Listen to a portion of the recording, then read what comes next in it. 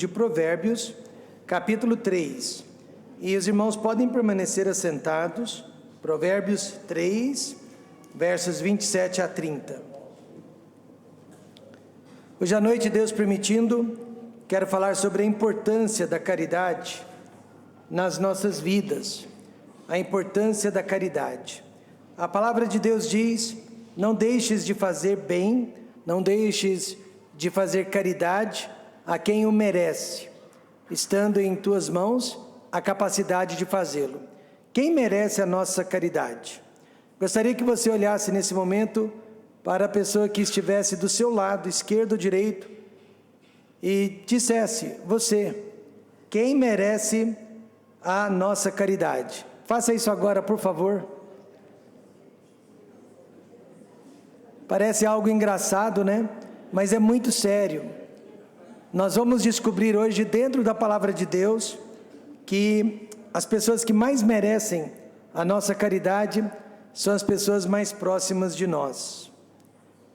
Não deixes de fazer bem a quem o merece, estando em tuas mãos a capacidade de fazê-lo.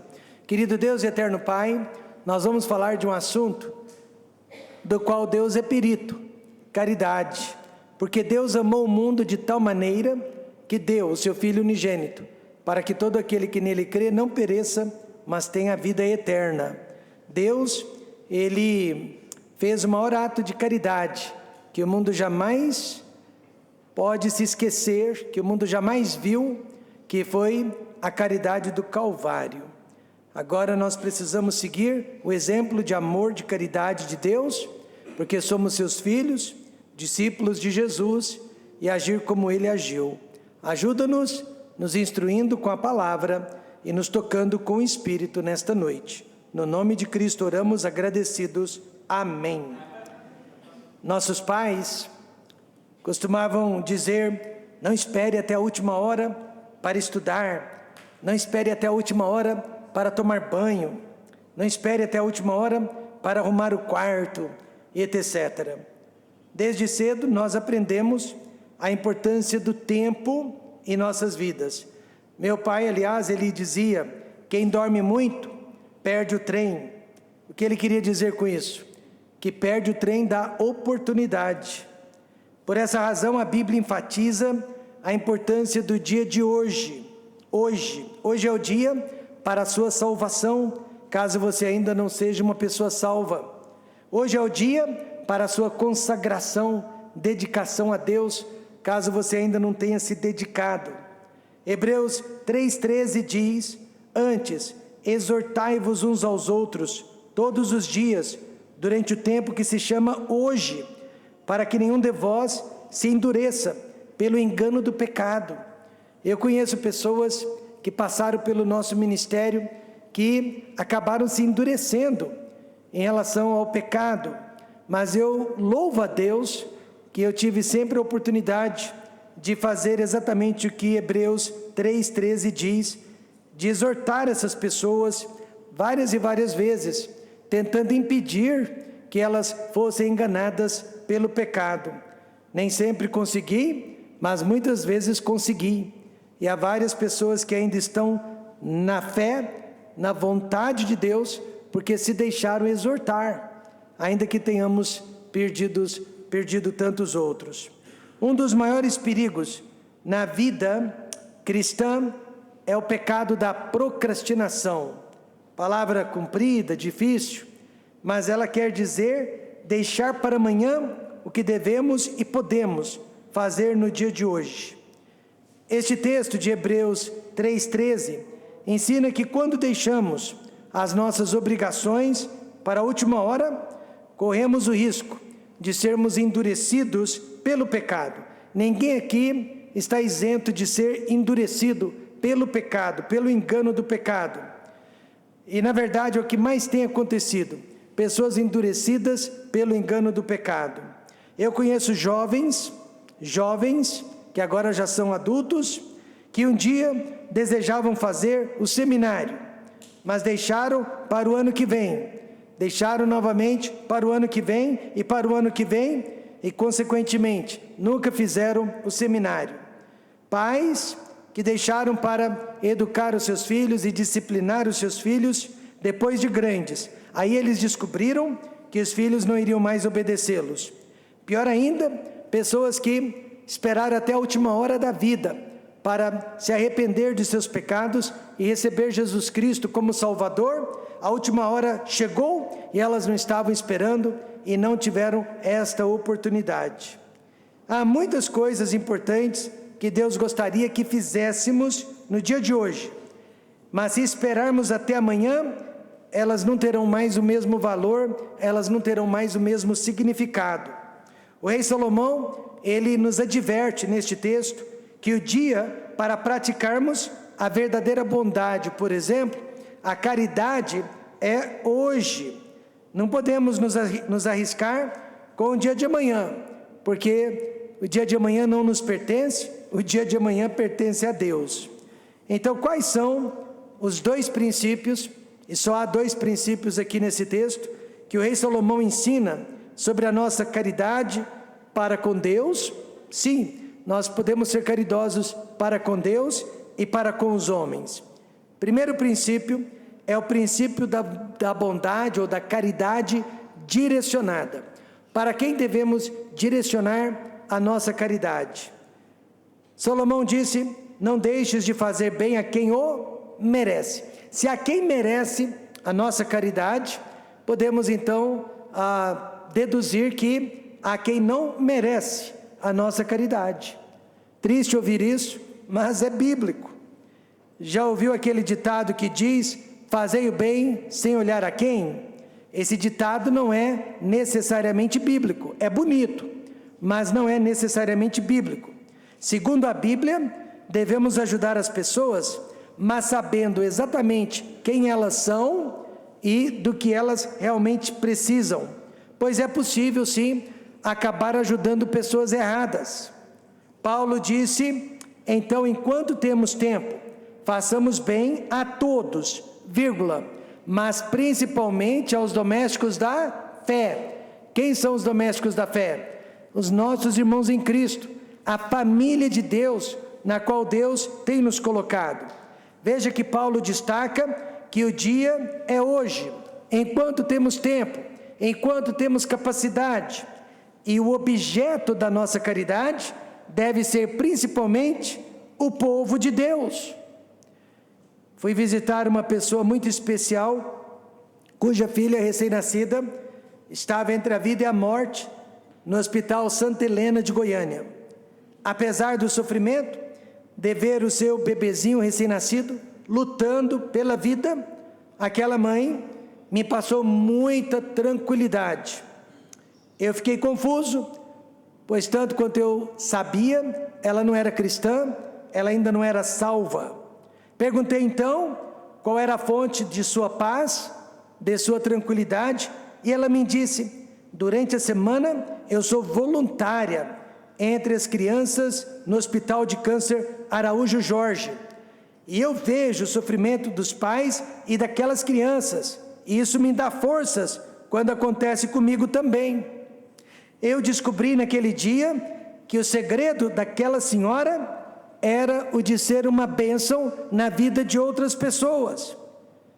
Se nesta noite eu fosse psiquiatra ou um psicólogo, antes de prescrever um psicotrópico, eu diria para o meu paciente ser um voluntário no Araújo Jorge, ou procurar ajudar alguém muito necessitado em sua igreja ou em seu bairro, e assim Deus poderia abençoar a vida daquela pessoa com paz e tranquilidade, porque é comprovado, a pessoa que vive para si mesma é infeliz, mas quem vive para abençoar a vida de outros alcança a verdadeira paz. Veja 3 perguntas que o rei Salomão responde sobre a nossa caridade. A primeira: por que devemos praticar caridade? Porque é um mandamento. Não deixes de fazer bem, é um mandamento de Deus. Ser bom e ajudar as pessoas é uma obrigação de todos nós, seres humanos que vêm a este mundo. Efésios 2:10 diz que eu e você fomos criados para as boas obras, as quais Deus preparou para que andássemos nelas. Deus espera de cada ser humano caridade, bondade. As pessoas mais bondosas do mundo não são necessariamente cristãs, nem religiosas.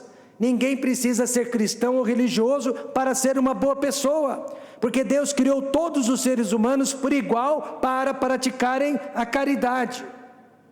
Bill Gates, por exemplo, o dono da Microsoft, ele tem um compromisso de doar pelo menos 50% de toda a sua fortuna para causas sociais, mas nós nem sabemos se ele acredita em Deus ou não, se ele tem algum tipo de fé ou não. Só sabemos que ele se sente muito feliz fazendo isso.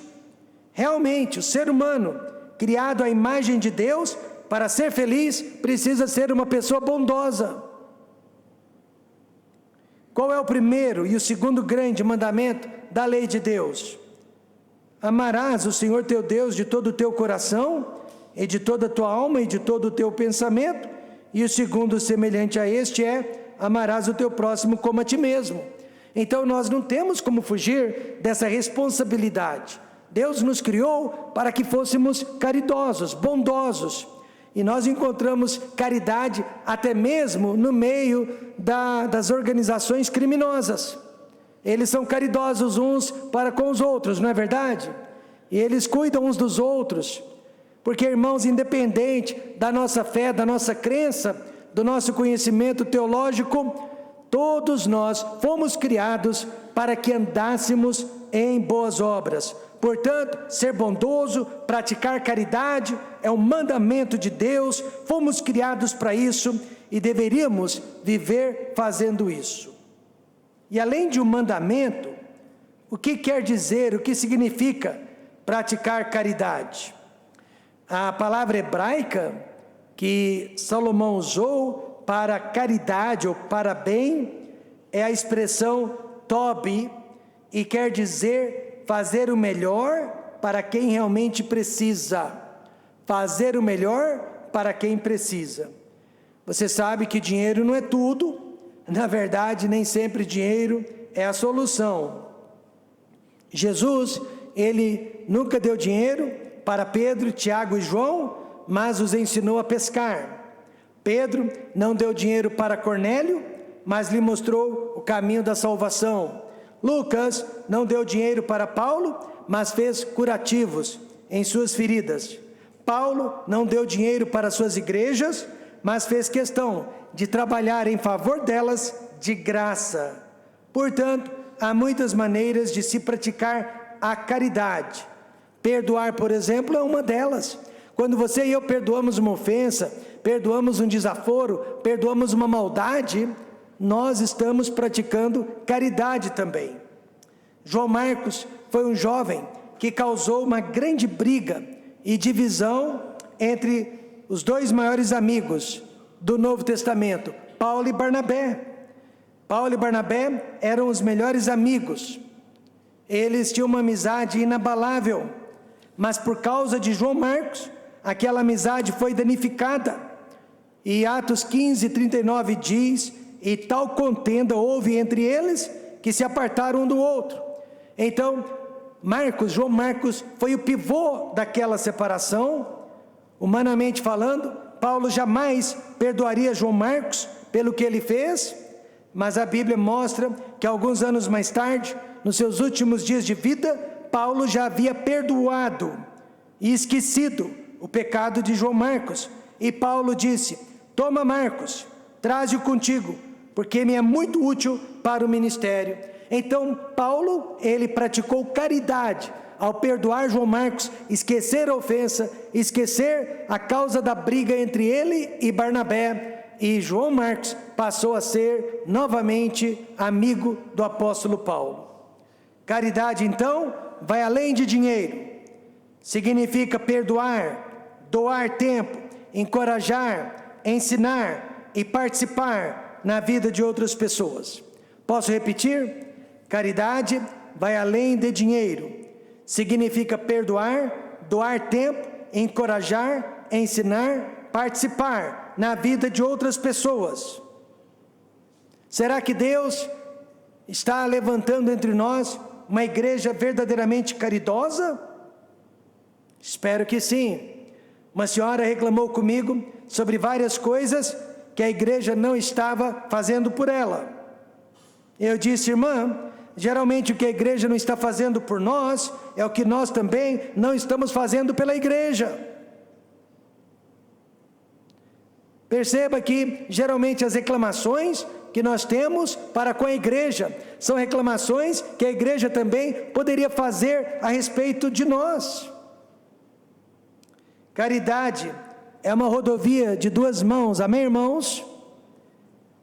Veja que Eclesiastes 11:1 diz: lança o teu pão sobre as águas, porque depois de muitos dias o acharás. Isso quer dizer, o que nós queremos que os outros nos façam, nós devemos fazer a eles também, e o que nós não queremos que os outros não nos façam, não deveríamos fazer contra eles também. Simples assim, amém, irmãos? Por isso que caridade é uma rodovia de duas mãos. Depois de 10 anos já haviam se passado, uma família me disse: pastor Rômulo, o senhor se lembra que nós estávamos passando necessidades, mas Deus usou o irmão para nos aliviar? Eu disse para eles: sinceramente não me lembro, mas graças a Deus vocês se lembram. Realmente, quem faz a caridade nunca deveria se lembrar, mas quem a recebeu nunca deveria esquecê-la. É assim que funciona a caridade. Jesus profetiza, irmãos, que um dia Ele irá dizer para os caridosos: vinde, benditos de meu Pai, possuí por herança o reino que vos está preparado, porque tive fome e deste-me de comer, tive sede e destes-me de beber, e era estrangeiro e hospedastes-me. Aí esses caridosos, irão perguntar surpresos: mas Senhor, quando foi que lhe fizemos todas essas coisas? Nós não nos lembramos dessas caridades. E Jesus vai dizer: vocês não se lembram, mas o importante é que eu me lembro. Praticar caridade significa não lembrar o que você fez pelas pessoas, pois você não fez por elas, você fez para Deus. Talvez as pessoas que eu mais tenha ajudado, talvez as pessoas que eu mais tenha amparado no ministério, estão hoje fora da igreja. Toda ajuda espiritual, física ou até material que lhes prestei, de nada valeu. Cadê elas? Mas com certeza a ajuda não foi em vão, porque Deus, Ele fez a contabilidade de tudo.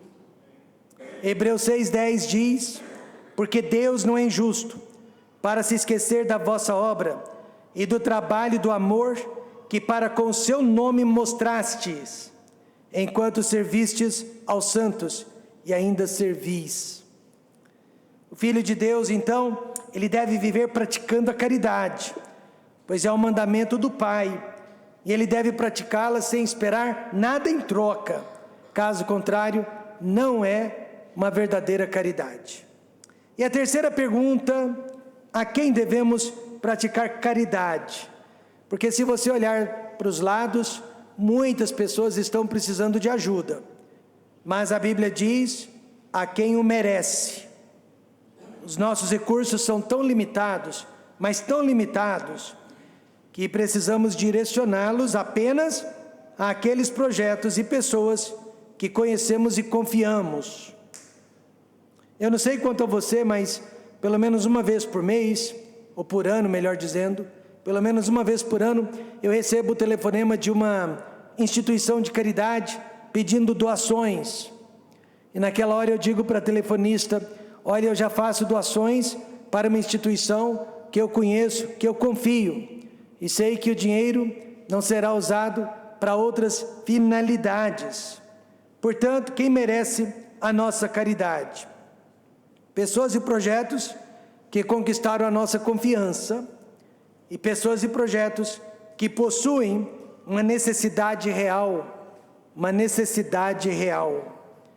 Fiquei sabendo, por exemplo, que uma de nossas missionárias, ela trabalhava entre os índios, e a sua cabana, que ela havia construído a muito custo, acabou sendo derrubada por uma ventania. E ela precisou morar na casa de uma outra família de missionários, isso no meio da tribo de índios.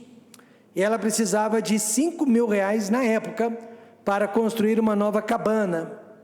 Quando eu soube do assunto, eu disse para a igreja: vamos orar, e no mês que vem vamos tentar levantar uma oferta para esta missionária. Mas naquela noite, ao colocar minha cabeça sobre o travesseiro, eu me lembrei deste versículo: não deixes de fazer bem a quem o merece. Então eu pensei comigo: não posso esperar um mês, ela não tem um lugar para dormir, ela não tem um lugar para morar, ela sem dúvida nenhuma está morando com uma família, é difícil. E no dia seguinte, falando com a igreja, nós levantamos o dinheiro naquela hora e enviamos para ela. Por quê? Porque ela precisava.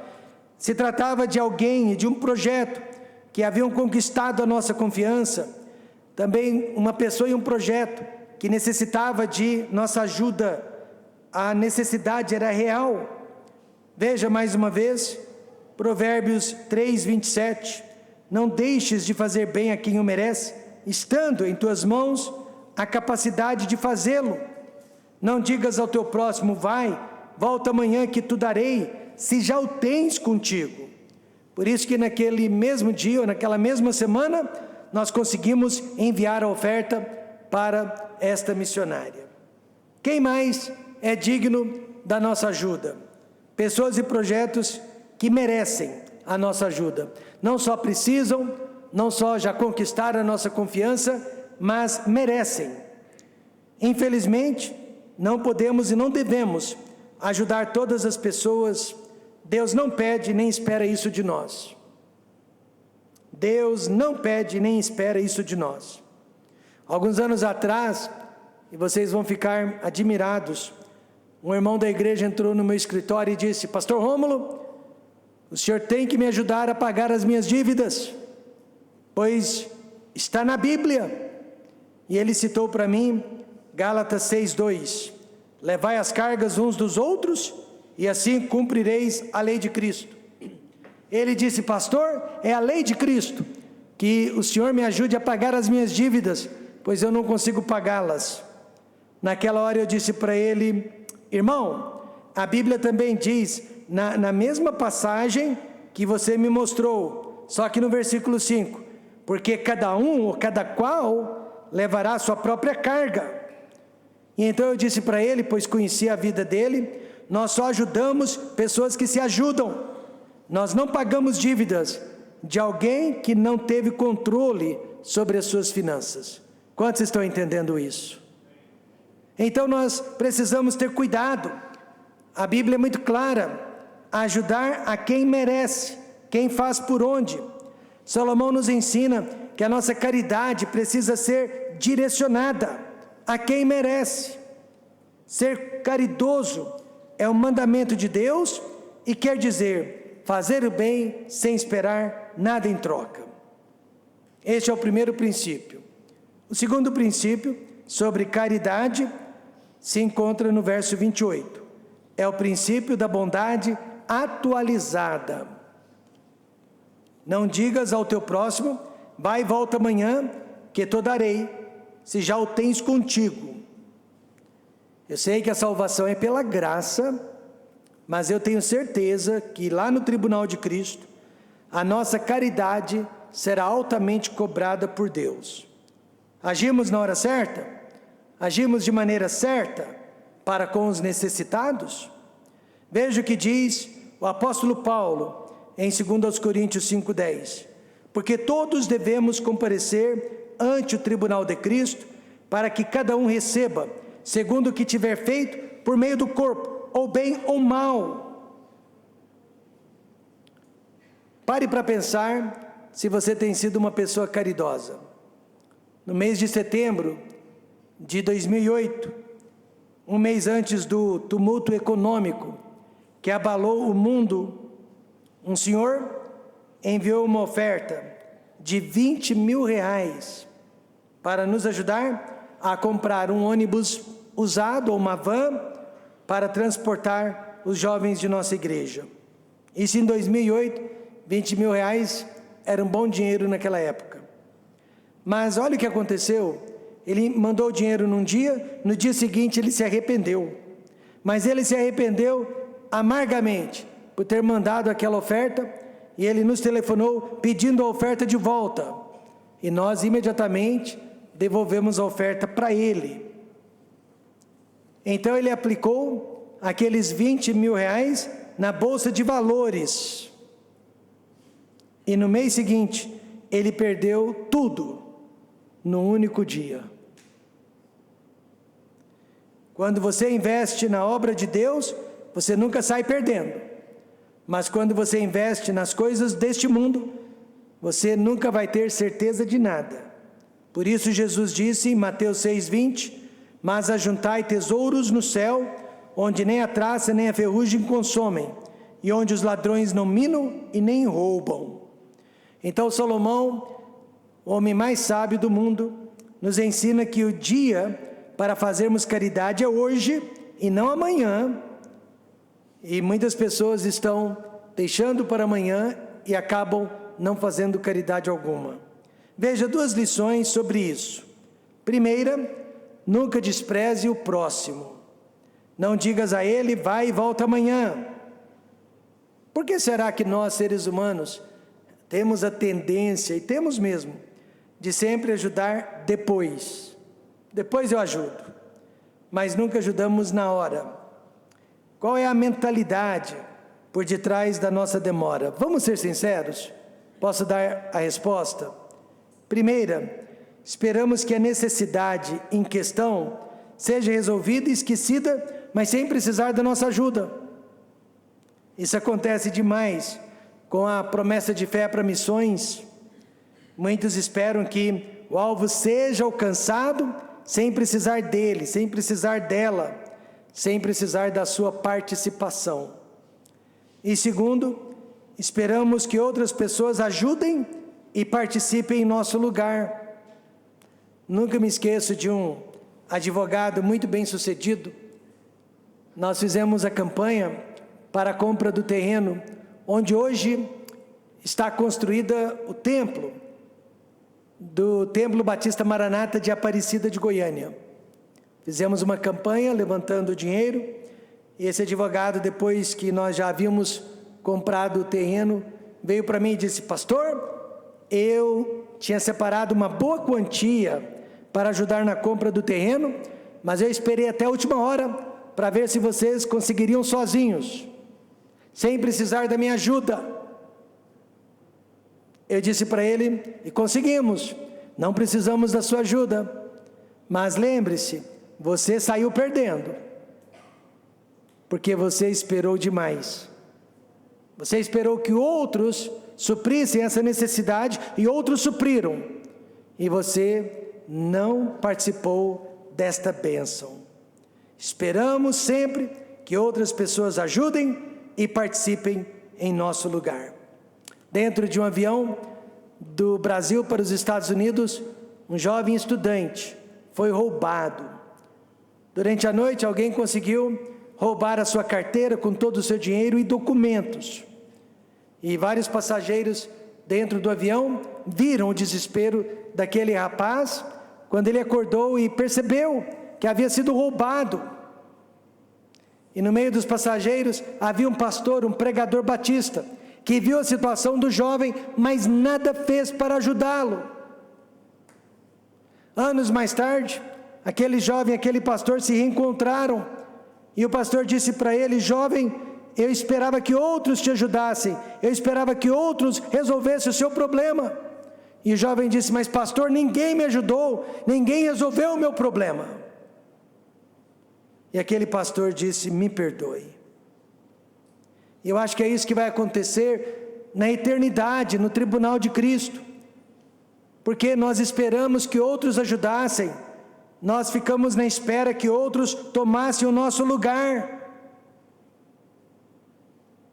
E eu tenho uma boa notícia e uma má notícia para lhe dar. Deus não precisa da sua ajuda. Se você não participar, outros participarão. Amém, irmãos?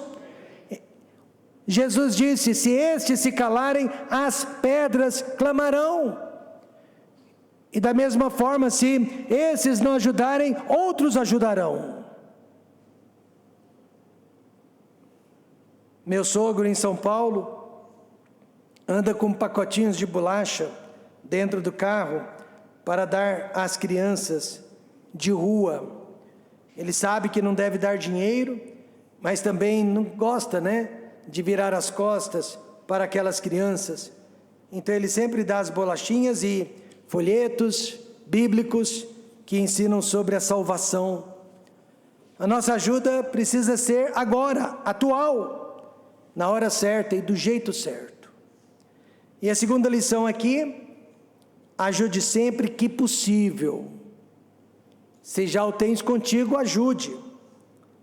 Deus sabe que nem sempre podemos ajudar, mesmo que a outra pessoa muitas vezes não saiba e não entende. Mas o importante é que você possui um coração limpo para com Deus e o próximo. Mas se já o tens contigo, irmãos, procurem ajudar. Alguns anos atrás, um deficiente físico e aposentado me procurou depois do culto com um pacotinho de dinheiro. E olha o que ele disse para mim: Pastor Rômulo, eis aqui toda a minha aposentadoria. Eu vou deixar de comprar os meus remédios, mas eu quero lhe dar a minha aposentadoria para que o senhor possa usar na construção da igreja em Goiânia. Naquela hora eu olhei para ele, vi aquele corpo desfigurado, torto, e ele ainda me disse que era dinheiro dos remédios. Eu disse para ele: não, meu irmão, por favor, não precisa, outros ajudarão, use esse dinheiro para os seus medicamentos. E ele ficou bravo comigo, e ele me repreendeu, e ele me disse: pastor, você não tem o direito de me impedir de ser uma bênção para a obra de Deus. Deus tocou o meu coração para participar deste projeto, e eu não posso voltar atrás. Depois desta bronca, eu recebi aquele pacotinho de dinheiro nas mãos, dinheiro sagrado, E eu fui para casa naquela noite e orei: ó Deus, não permita que esse dinheiro jamais falte para este homem. Depois daquele dia nunca mais o vi. Já se passaram 20 e poucos anos, nunca mais o vi. Mas eu sei de uma coisa: se ele já estiver no céu, ele sabe que existe uma igreja, Templo Batista Maranata de Goiânia, que é uma bênção e que está sendo usado para a honra e a glória de Deus naquela cidade. E ele sabe que através daquela igreja nasceu esta igreja, amém, irmãos? O dinheirinho dele se multiplicou. Ajude sempre que possível, deficiente físico ou não, aposentado ou não. Paulo disse em Atos 20, 35, tenho-vos mostrado em tudo que, trabalhando assim, é necessário auxiliar os enfermos e recordar as palavras do Senhor Jesus, que disse: mais bem-aventurada coisa é dar do que receber. Eu conheço irmãos ao longo desses anos que eram recebedores, hoje são doadores, amém, irmãos? Uma vez eles precisaram de ajuda, hoje eles estão ajudando. Não há nada de errado em receber, mas a bênção maior é para quem dá, é para quem doa, e não para quem recebe. Agora, digamos que você já seja um crente há muitos anos, e há muitos anos é apenas um recebedor, ore para que Deus possa mudar esta situação, porque não é da vontade dele que você seja sempre um recebedor. Deus quer que você passe a ser um doador. Por mais necessitado que você seja, você pode ser um doador. Concluindo, você vai se lembrar dessa história no ano de 2010, no mês de outubro de 2010, 33 mineiros foram resgatados com vida no país do Chile. Eles ficaram de agosto até o mês de outubro soterrados a mais de 600 metros de profundidade. Mas todos eles foram resgatados com vida. Quantos se lembram disso? Foi uma história fantástica. O governo chileno gastou cerca de 20 milhões de dólares para salvar aqueles homens. O mundo inteiro se alegrou com o salvamento daqueles 33 mineiros. E aí o presidente do Chile disse que cada um deles valeu cada centavo que foi gasto. E eu concordo com o presidente. Porém, mais importante que a vida física é a alma do ser humano. E a alma vale mais que o mundo inteiro. Amém, irmãos? Vale mais que 20 milhões de dólares. Quanto dinheiro, quanto tempo, quanto talento nós estamos dedicando para salvar pelo menos uma alma? Jesus respondeu a esta pergunta, morrendo por nós na cruz do Calvário. Então eu digo, se uma alma valeu o sangue e a vida do nosso Senhor Jesus Cristo, por que não estamos agora investindo mais e mais na conquista de almas perdidas? Provérbios 11, 24 e 25. Ao que distribui, mais se lhe acrescenta, e ao que retém mais do que é justo, é para a sua perda. A alma generosa prosperará, e aquele que atende também será atendido. Quantos acreditam nisso? Eu oro que Deus levante mais caridosos no nosso meio, pessoas generosas. A partir de quarta-feira nós vamos estudar sobre os dons espirituais de Romanos capítulo 12, e um dos dons é o dom de contribuição. E eu oro que Deus desenvolva em cada um de nós o dom da generosidade, o dom da solidariedade, o dom da caridade. Precisamos ser mais caridosos, nos importarmos mais uns com os outros. E não pense que caridade envolve apenas dinheiro. Nós vimos que envolve tudo. Não apenas dinheiro, mas tudo. Deus querido e glorioso, dá-nos uma igreja caridosa. Levante entre nós homens e mulheres